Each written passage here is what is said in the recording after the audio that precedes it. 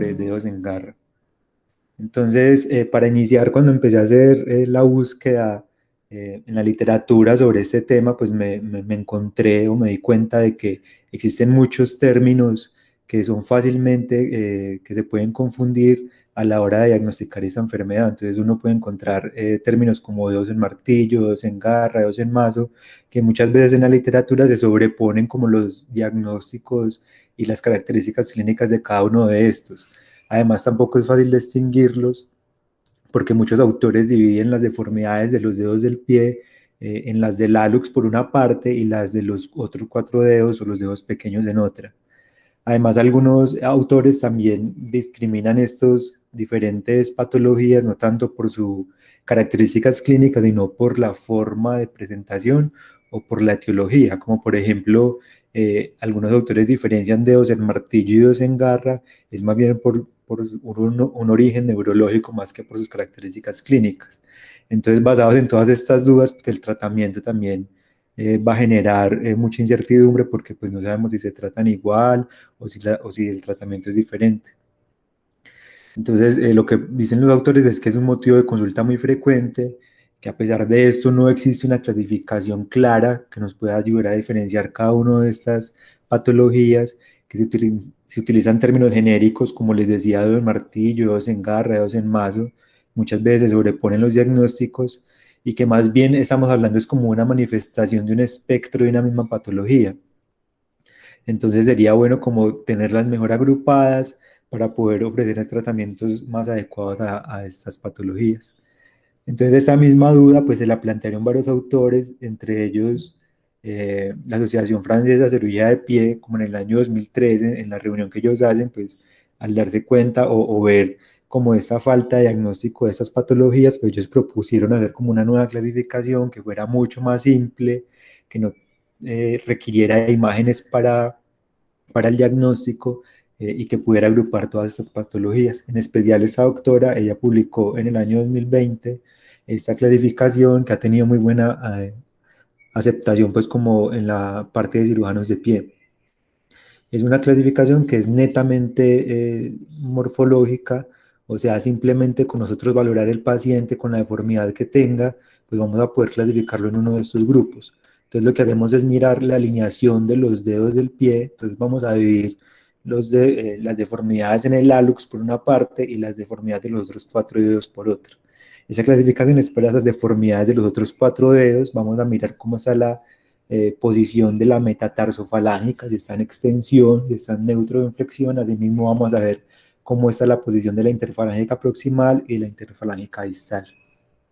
Entonces, basado simplemente en esa clasificación, pues vamos a encontrar que cuando un paciente tiene una metatarsofalágica que está en extensión, con unas interfalángicas tanto proximal como distal que están flexionadas, pues eso va a ser lo que comúnmente se ha conocido como dedos en garra. Entonces, basado en todo esto que les estaba contando y en esta nueva clasificación, pues cambié como la orientación de mi seminario. Entonces, el seminario que les voy a dar hoy va a ser más bien enfocado en la deformidad de los dedos pequeños del pie. Entonces, mi nombre es Cristian Franco, soy residente de ortopedia y traumatología de la Universidad de Antioquia, segundo año. Los objetivos que me tracé para dar este seminario fue hacer una presentación corta a modo de revisión de tema, hablarles de la definición y clasificación, que fue lo que les acabo de mostrar, exponer o intentar explicar cómo es la fisiopatología de estas enfermedades, basado sobre todo en la anatomía musculotendinosa del pie y en la etiología o en las causas de la enfermedad. Describir cómo son los hallazgos clínicos más importantes y basados en eso, pues mirar cuáles son las indicaciones de tratamiento conservador y quirúrgico. Y al final hacer un repaso breve como de las técnicas quirúrgicas más utilizadas en el manejo de estas patologías. Entonces, cuando hablamos de deformidades de los dedos pequeños del pie, pues estamos ante una patología que, como les decía, es relativamente frecuente. Se dice que hasta el 48% de las cirugías de todo el antepié pues van a estar enfocadas en estos cuatro dedos. Y casi siempre el dedo que más se va a ver afectado va a ser el segundo. El rango de presentación de estas enfermedades es muy amplio, puede ir simplemente desde una sinovitis hasta una luxación fija de la metatarsofalágica. Y la causa más común, como vamos a ver más adelante, son sinovitis crónicas de esas articulaciones que van a provocar destrucción de las mismas y van a llevar a todas esas alteraciones anatómicas que les estaba mostrando. Vamos a tener unos factores de riesgo. Se dice que las mujeres están más propensas a padecer esta enfermedad, sobre todo por el uso del calzado. Se dice que cuando hay calzados que son muy estrechos en la parte de adelante, hay apiñamiento de los dedos, y además si también hay un calzado que tiene tacón alto, eso va a hacer que se produzcan retracciones musculares que van a hacer o a hacer que se produzcan con más frecuencia esta patología. Otro grupo importante en los cuales se puede presentar es en los atletas. Según estudios, se ha demostrado que hasta el 86% de las mujeres, pues en algún momento de su vida han utilizado zapatos con esas características y que por eso están mucho más propensas a padecer la enfermedad. En cuanto a la etiología, pues vamos a tener un grupo muy variado y muy amplio de etiologías posibles. Digamos que pues, las más frecuentes van a ser deformidades de otras partes del pie que van a hacer que se produzcan las deformidades de sus 4 dedos. Sobre todo el hallux valgus pues va a estar como en una de las principales etiologías para que se produzcan esas deformidades. Asimismo también el pie cabo y retracciones del tríceps. Otra causa que nosotros vemos muy frecuente van a ser las causas postraumáticas, sobre todo secuelas de síndromes compartimentales no diagnosticados o diagnosticados tardíamente que van a llevar a lesiones y a estas deformidades. Pero asimismo, pues van a haber un amplio número de enfermedades o de etiologías que pueden provocar esas deformidades. En cuanto a las congénitas, se dice que personas que tienen esa morfología del pie con un segundo dedo mucho más largo, pues eso va a producir como un imbalance, un desequilibrio muscular que va a hacer que sean más propensos a padecer deformidades de los 4 dedos. También van a haber causas neurológicas como secuelas de polio, pacientes con espasticidad por alguna enfermedad del sistema nervioso central también son propensos a padecer esta patología. Y asimismo las causas inflamatorias como la artritis reumatoidea o el lupus, por una inflamación crónica que se produce sobre las articulaciones metatarsofalángicas e interfalángicas, pues esa sinovitis crónica va a producir destrucción de los músculos en esa parte y pues van a llevar a esta enfermedad. Entonces debemos tener en cuenta que para poder decir que un paciente pues está sufriendo de una deformidad de los pies, no solamente que tenga una posición patológica de las articulaciones, sino que sea una posición de los dedos que lo esté llevando a una alteración de su calidad de vida. O sea, que sea una posición que sea permanente y que sea dolorosa, que le esté molestando o que le presente molestias para usar el calzado o que tenga un dolor al caminar, pues por un conflicto mecánico que se está produciendo en ese sitio. Bueno, entonces, para poder entender la fisiopatología y el tratamiento, va a ser esencial que tengamos como un concepto claro de la anatomía. Entonces, para empezar a repasar la anatomía, pues debemos recordar que hay unos músculos en el pie que se dice que o se llaman extrínsecos y otros que se llaman intrínsecos. Simplemente se denominan así por su origen, si está fuera o dentro del pie. Entonces, los músculos extrínsecos más importantes para esa enfermedad son los flexor largo de los dedos y el extensor largo de los dedos. Y entre los músculos intrínsecos importantes, o que vamos a repasar, van a ser el flexor corto y el extensor corto de los dedos, los lumbricales y los interóseos. Entonces, este es un esquema de uno de los 4 dedos pequeños del pie. Acá entonces vamos a tener representado cómo es la disposición de los músculos extensores, de los músculos flexores, del capuchón y de los músculos lumbricales. Entonces con el número 1 en la parte superior, pues vamos a ver cómo va el músculo extensor largo de los dedos, que como vemos o se logra ver ahí, se insertan las falanges intermedia y distal. Ese músculo extensor largo de los dedos pues va a estar cubierto en la región metatarsofalángica por el número 4, que es como un capuchón muscular que se va a insertar en la parte plantar de la articulación metatarsofalángica. Entonces, como vemos acá, pues por biomecánica, pues se está viendo que ese capuchón está como sosteniendo o elevando esa primera falange y esa interfalángica y esa metatarsofalangica. Y por otro lado, vemos también cómo el flexor largo de los dedos también se va a insertar en las falanges eh, intermedia y distal. Acá tenemos una vista superior donde va a ser mucho más claro lo que les decía de todo el mecanismo extensor. Vemos como el extensor largo de los dedos, que es el más blanquito, el número 2, se va a insertar en las falanges intermedia y distal. Y vemos como el número 3, que es el extensor corto de los dedos, que está en este color más gris, se va a insertar o se va a sobreponer sobre el extensor largo de los dedos. Entonces, cuando se forma esa unión de los dos extensores, se forman tres lengüetas. Una lengüeta central que se inserta en la falange intermedia y dos lengüetas laterales, una lateral y otra medial, que vuelven a unirse para insertarse en la falange distal. Y vemos como todas esas estructuras están cubiertas por el capuchón en la región metatarso falángica. Acá es mucho más clara la anatomía de ese capuchón, que va a jugar un papel muy importante en toda la biomecánica del pie, como vamos a ver ahorita más adelante en las patologías. Vamos a ver cómo está alterada todo este equilibrio muscular que están dando esas estructuras. Y por último, pues vamos a tener que hay unos músculos que son los lumbricales y los interóseos, que están representados acá en la parte más proximal de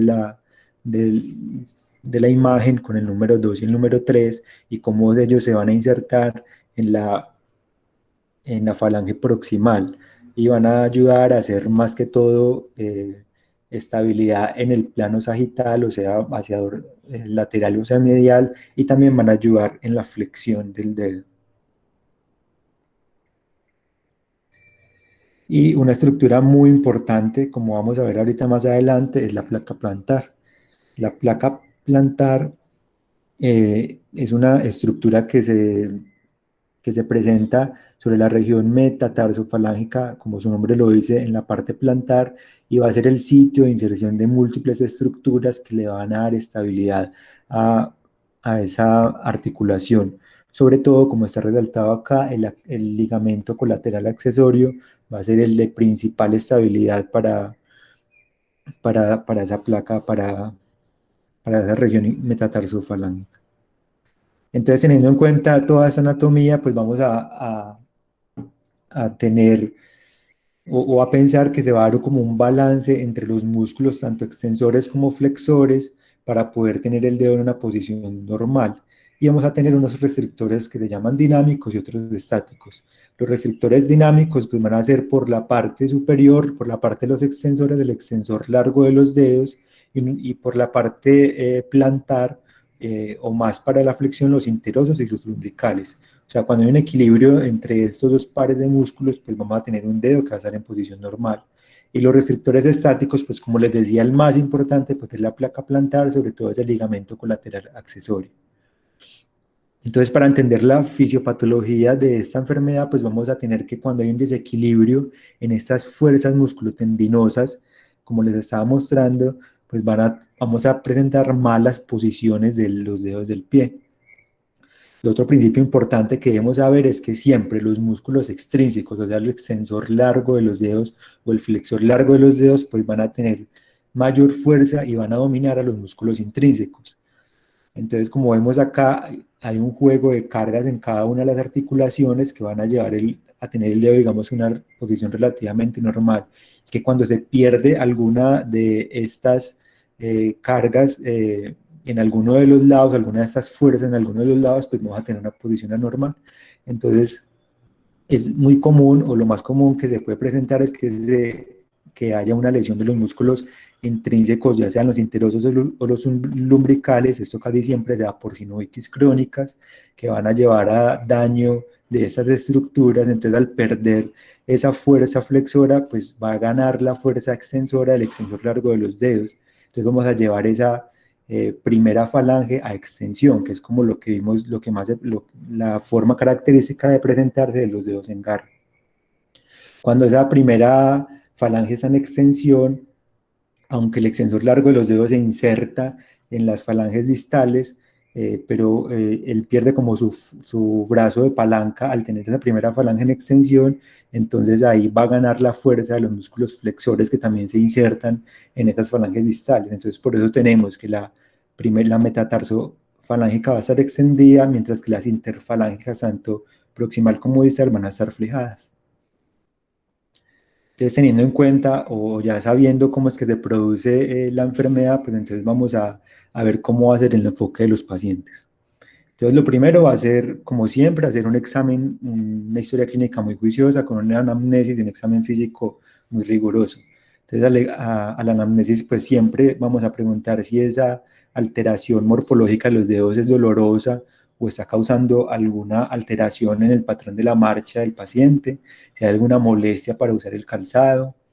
También preguntar qué tipo de calzado está usando, porque como vimos, eso es una de las causas de que se produzcan estas malformaciones. Si el paciente tiene dolor, qué tipo de dolor es, porque puede ser que el dolor no sea precisamente por la deformidad, sino que tenga asociado un neuroma o que sea algo irritativo por el uso del calzado. Lo común o lo que se dice que se presenta en esta patología es un paciente que inicialmente empieza con una metatarsalgia, que es como insidiosa y lentamente progresiva antes de presentarse la deformidad. Inicialmente el dolor simplemente es al soportar peso, o al final, y ya al final, cuando la patología está más avanzada, se puede presentar incluso en reposo. Y también vamos a tener alteraciones de la marcha cuando ya la enfermedad está mucho más avanzada, con un patrón de marcha antálgico. También muy importante preguntar por los antecedentes. Como vemos, las etiologías son muy variadas, desde neurológicas, inflamatorias, hasta malformaciones congénitas. Entonces siempre preguntar por los antecedentes. Al examen físico, pues vamos a evaluar cómo es la morfología del pie, esto para poder hacer la clasificación y para mirar si hay alguna malformación asociada, mirar cuáles son las zonas dolorosas y si hay zonas de mayor aumento de presión, que lo podemos ver por zonas de hiperkeratosis. Siempre en esta enfermedad, como vemos por la disposición morfológica que van a adoptar los dedos, pues van a presentar unas zonas de presión o unas zonas que van a ser dolorosas, sobre todo en la interfalángica proximal, en la cara dorsal, y en la región metatarsofalángica, en la cara plantar, así como en la punta de los dedos. También es siempre muy importante evaluar la sensibilidad, sobre todo si el paciente tiene antecedentes de diabetes o alguna enfermedad neuropática, mirar la fuerza muscular y el estado vascular del pie, porque eso pues, nos va a ayudar o aportar tanto en el diagnóstico como en las opciones de tratamiento. El examen físico también debemos hacer una evaluación juiciosa de todas esas articulaciones, mirar si la articulación está luxada, porque como vamos a ver, cuando la enfermedad está mucho más avanzada, pues puede tener una luxación fija de la metatarsofalángica. Vamos a hacer una prueba de Lachman, un cajón, que es como mirar una estabilidad dorsoplantar, mirar si se luxa, si hay una luxación de la metatarsofalángica con esta maniobra. También recomiendan hacer una prueba con papel, que consiste en colocar un papel sobre el piso y que el paciente lo intente coger o tener retenido con los dedos del pie, haciendo pues flexión sobre este. Entonces, habiendo hecho esta anamnesis y todo este examen físico juicioso, pues entonces vamos a hacer la clasificación morfológica, que fue lo que les mostré al principio. Entonces vamos a describir cómo está cada una de las articulaciones, cómo está la metatarsofalángica, si está extendida, neutra o flexionada. Asimismo vamos a hacer eso con la interfalángica proximal y con la interfalángica distal. Además, también vamos a hacer una clasificación funcional. Esa clasificación funcional, algunos autores pues la describen en estos 4 estadios, en estos 5 estadios, mirando siempre cómo está la alineación tanto en el plano sagital como coronal y según los hallazgos al examen físico. Entonces, un estadio 0 es más como una fase prodrómica de la enfermedad, donde va a haber dolor, pero no va a haber mal alineamiento. El examen físico, pues las pruebas van a ser negativas, un Lachman negativo, y simplemente va a haber dolor, edema y de pronto disminución del agarre con esa prueba del papel. En el estadio 1 va a haber una malalineación leve, dice que puede haber un aumento del espacio interdigital con una desviación hacia medial o sea lateral de alguno de los dedos, y el cajón lo describen que va a ser leve, menos del 50%. En el estadio 2, pues esa mala alineación ya va a ser moderada, con deformidad en cualquiera de los planos, incluso ya se puede presentar la hiperextensión de la metatarsofalángica. Dicen que el cajón ya va a ser mucho más evidente y que el paciente no va a presentar agarre. En el estadio 3, pues ya es una malalineación grave, los dedos están sobrepuestos unos sobre otros incluso, el cajón es positivo y se puede presentar incluso pues luxación al hacer la maniobra.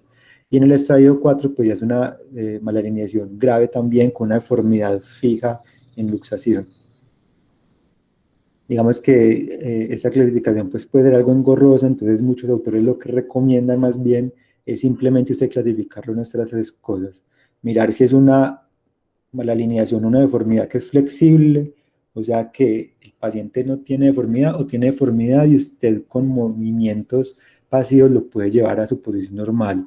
Mirar si es una malformación o una mala posición fija en la cual no es posible llevarlo a la posición nuevamente o si el paciente está luxado.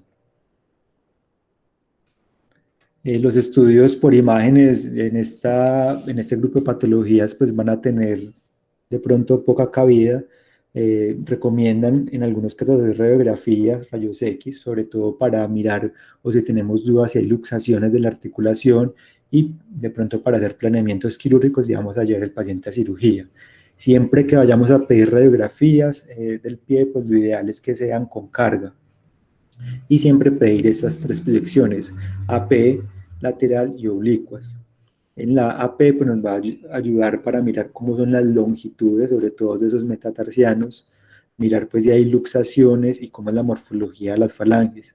En la lateral pues vamos a ver alguna otra malformación asociada, también va a ayudarnos a ver si hay luxaciones, y en las oblicuas es más para la orientación sagital. Otras imágenes como la resonancia y la ecografía, pues digamos que su papel en este grupo de enfermedades es más bien para mirar si hay desgarros de la placa plantar, más que para mirar si hay malformaciones de los dedos. Digamos que los resultados cuando se han comparado resonancia y ecografía son muy iguales o muy comparables. Incluso algunas series han demostrado que la ecografía dinámica es mejor y tiene mayor sensibilidad que la resonancia, llegando a una sensibilidad hasta el 96%, mientras que la resonancia llega solamente hasta el 87%.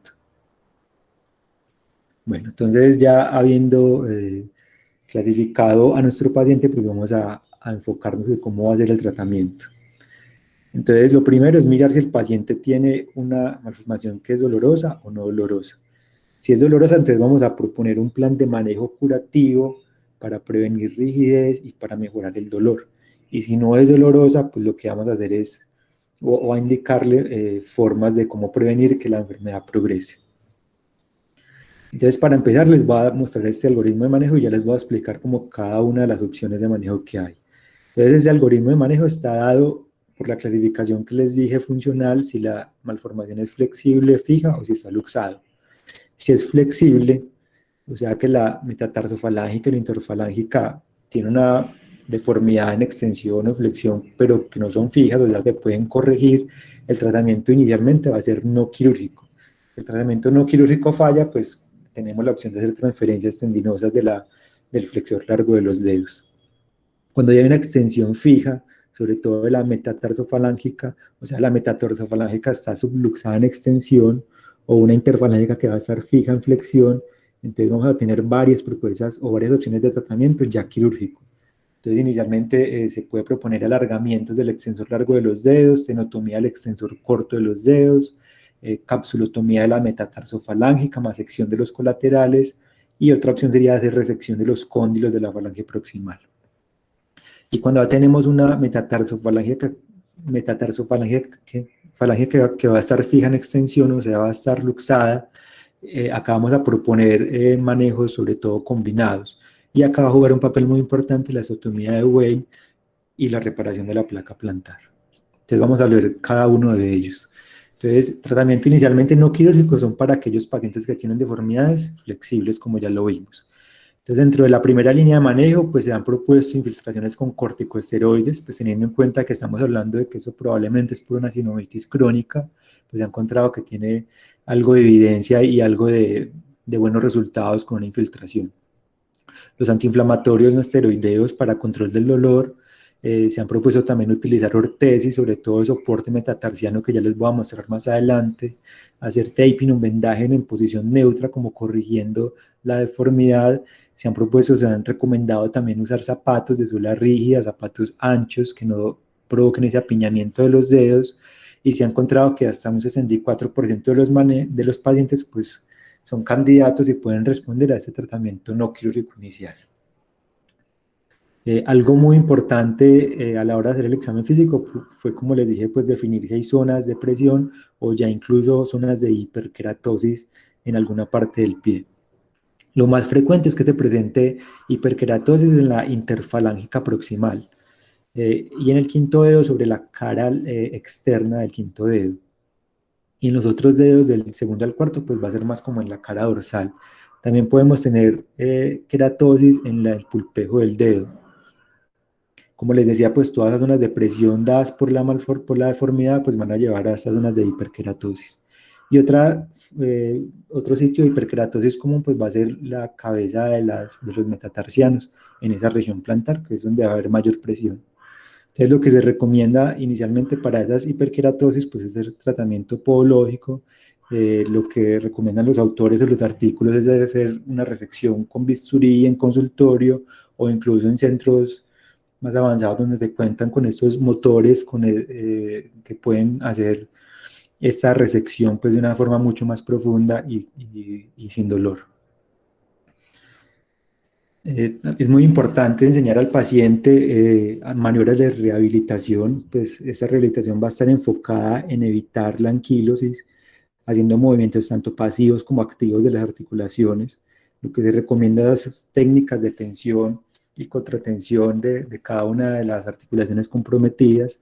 Se dice que se puede recomendar al paciente que haga flexión plantar de la metatarsofalangica por 90 segundos con una tracción leve y descansar y estar repitiendo estas maniobras constantemente. Como les decía, el calzado también está recomendado para el manejo inicial de estas enfermedades. Hay algunos estudios, sobre todo de alemanes, que han recomendado este tipo de calzado, que incluso ya se volvieron muy comerciales, y hay de muchos tipos de presentación. Este calzado es especial porque tiene una suela rígida, tiene una inclinación del talón que es más o menos como de 8 a 9 grados, pues dicen que mejora el retorno venoso y que permite como un estiramiento de todo el sistema suroaquiloplantar.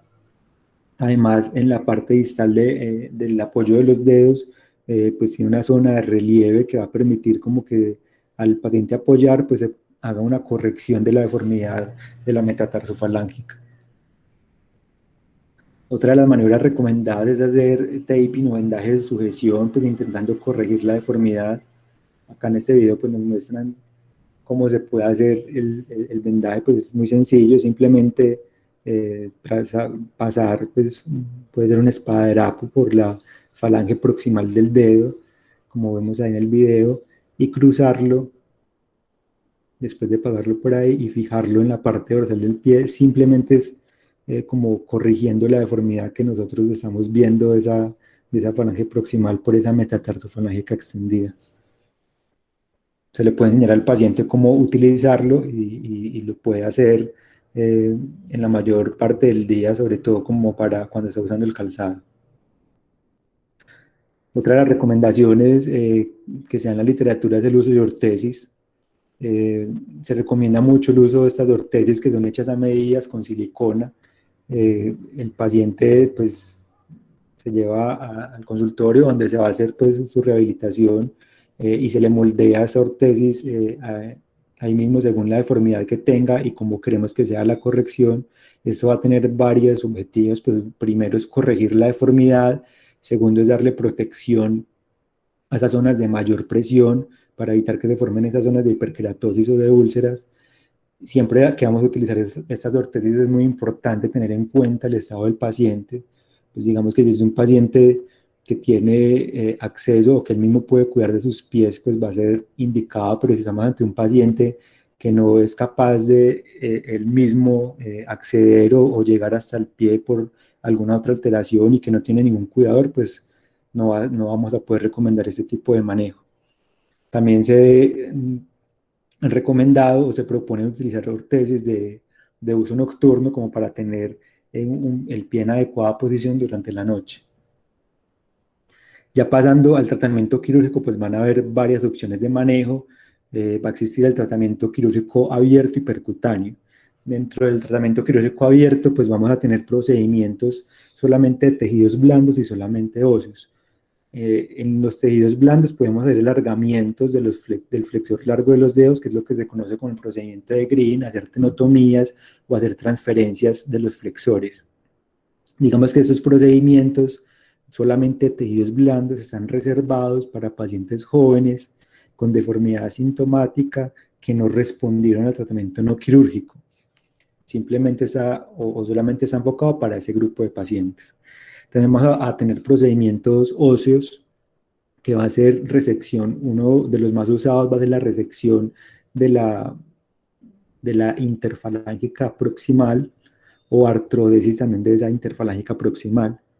Incluso en algunos artículos también han estudiado o se han hecho falangectomía proximal completa y lo han comparado con estas artrosis interfalángicas y han encontrado que los resultados son muy similares en cuanto a valor y funcionalidad posterior. Eh, Otro de los procedimientos óseos más utilizados es la osteotomía de Weil. Más adelante les voy a mostrar un video de cómo se realiza. También se han descrito utilizar prótesis en las metatarsofalángicas o resección pues, de la cabeza sin prótesis. Como les decía, también se proponen manejos percutáneos. Dentro de los percutáneos podemos hacer tenotomía de los extensores. Se pueden hacer tenotomías a nivel de la metatarsofalágica, donde los tendones están divididos antes de que el extensor corto de los dedos se una con el extensor largo. Al hacer la tenotomía en este nivel, pues aparte la tenotomía nos va a permitir hacer artrolisis de la articulación, o sea, liberar esa cápsula de la metatarsofalángicas. También podemos hacer tenotomía de los flexores. Esta se hace es a nivel de la falange proximal, porque a este nivel podemos hacer tenotomía de los dos flexores o cada uno por separado, según como sea la indicación. Entonces, cuando tenemos deformidades flexibles, como les decía, o recordando pues lo que les mostré al principio, pues vamos a hacer tratamiento no quirúrgico y si este falla, pues vamos a tener la transferencia tendinosa del flexor largo de los dedos. Cuando ya tenemos una deformidad fija, entonces vamos a tener todas esas propuestas de tratamiento que les estaba mostrando. Entonces el procedimiento que más se usa es combinar la mayoría o casi todos esos procedimientos que les había mencionado anteriormente. Entonces se hace un alargamiento del extensor largo de los dedos, se hace tenotomía del extensor corto, se hace capsulotomía de la metatarsofalágica más sección de los colaterales y se puede hacer resección de los cóndilos en la falange proximal. Entonces acá les traigo un esquema de cómo se hace estos procedimientos combinados. Entonces, pues vamos a identificar pues sobre cuál de los dedos está la deformidad. Pues como les decía, lo más común es que sea el segundo dedo. Se va a hacer una incisión que, como nos muestra la gráfica, puede ser recta o en ángulo sobre la cara lateral de la metatarsofalágica. Al hacer la incisión a ese nivel, siempre debemos estar o identificar el plejo venoso, el arco venoso que está a ese nivel para hacer cauterización o para rechazarlo. Ahí vamos a identificar los dos extensores, tanto el extensor corto como el largo. El extensor corto es más profundo y está más hacia lateral, mientras que el largo está más hacia medial y es más superficial. En ese momento vamos a hacer la tenotomía del extensor corto de los dedos y podemos hacer un alargamiento en Z del extensor largo de los dedos. Después de hacer la tenotomía y el alargamiento de los extensores, pues justamente debajo de eso vamos a encontrar la cápsula, se va a hacer una liberación de la cápsula y en ese momento vamos a evaluar si la posición del dedo corrige.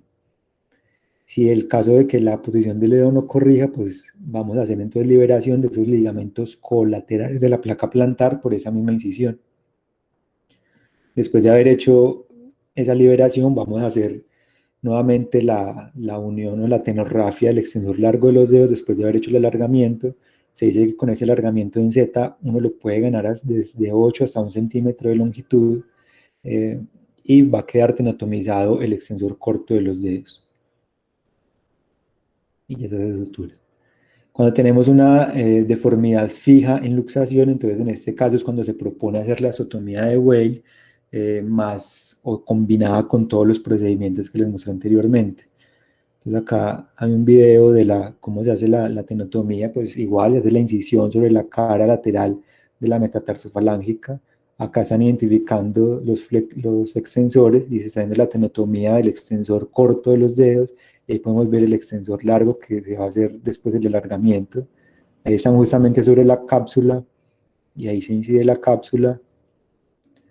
Y ellos de entrada están haciendo liberación de los colaterales. Después de haber hecho todo ese procedimiento, pues ya se expone toda la articulación metatarsofalángica y ahí es cuando se va a hacer la osteotomía. La osteotomía va a estar hecha sobre la cara dorsal del metatarsiano. Como vemos acá se hace la osteotomía. Se dice pues que debe ser con una inclinación más o menos de 40 a 45 grados, o que vaya pues como al mismo eje de la planta, de la planta del pie. Ahí se hace la osteotomía y se corta o se reseca pues la porción de hueso pues según lo que queramos acortar el metatarsiano. También recomiendan hacer como esta lengüeta en la parte plantar para que después la cabeza no vaya a quedar muy plantarizada, mirando mucho hacia abajo. Y ahí están corrigiendo otra vez o están posicionando nuevamente la cabeza del metatarsiano hacia la región dorsal. Ahí posteriormente pues o se acaba de hacer la liberación del extensor largo, bueno, y se fija la osteotomía con un tornillo de compresión interfragmentaria. Como les decía, esos procedimientos casi siempre se hacen combinados, pues se hace esta osteotomía combinada con la estenotomía de los extensores, como les mostré, y cuando hay malformación también de la interfalángica proximal o distal, pues hace resección de la parte distal de la falange. Va a ser muy importante después de la cirugía la posición de los dedos. Incluso algunos autores recomiendan hacer una fijación temporal con pines o incluso otros autores recomiendan hacer una fijación muy juiciosa con los vendajes después de la cirugía. Digamos que el calzado o las recomendaciones después de cada cirugía pues van a variar dependiendo de lo que hayamos hecho. En la mayoría de los casos se opta por tener o recomendarle al paciente que después de la cirugía use un calzado plano y rígido que permita un apoyo completo, pero sin desplegar al dar el paso, y que ese calzado se use más o menos por 3 semanas. Vamos a hacer el vendaje con la posición correctora, como les estaba diciendo, dejando ese vendaje más o menos de 2 a 3 semanas, y a las 3 semanas vamos a pasar de ese vendaje ya a una artesis postquirúrgica correctora como las que vimos fabricadas en silicona. Entonces, como conclusiones del seminario, pues tenemos que la deformidad de los dedos pequeños del pie son una causa común de dolor, sobre todo en la parte del antepié, que esas alteraciones o esas deformidades van a estar causadas por un desequilibrio en las fuerzas músculo-tendinosas de cada uno de los dedos del pie. El objetivo del tratamiento conservador va a ser como liberar esas zonas de presión de las áreas afectadas para prevenir complicaciones como la hiperkeratosis o las ulceraciones. Existen varias opciones de tratamiento quirúrgico, incluyendo inicialmente las transferencias tendinosas, la artrodesis, las osteotomías y las técnicas combinadas, como vimos, y que un adecuado entendimiento de la fisiopatología de cada una de esas lesiones pues, nos va a permitir determinar y hacer un adecuado enfoque en el tratamiento de esos pacientes. Listo, muchas gracias, eso era lo que tenía para presentarles hoy. No sé si hay alguna duda o comentario.